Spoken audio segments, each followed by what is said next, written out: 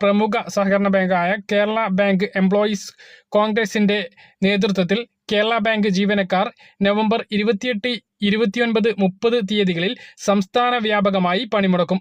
ബാങ്കിന്റെ സംസ്ഥാനത്തെ 823 ശാഖകളിലും ഹെഡ് ഓഫീസുകളിലും റീജിയണൽ ജില്ലാ ഓഫീസുകളിലും ജീവനക്കാർ പണിമുടക്കിൽ പങ്കെടുക്കും.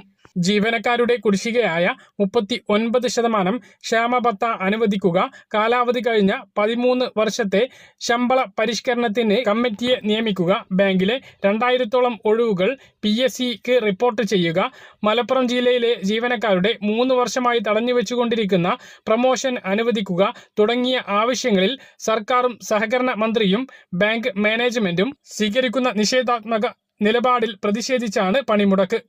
സഹകരണ മന്ത്രി ജീവനക്കാരുടെ വിഷയങ്ങളുമായി ബന്ധപ്പെട്ട് ഫെബ്രുവരി 26-ന് സംഘടനാ പ്രതിനിധികളുമായി നടത്തിയ ചർച്ചയിലെ തീരുമാനം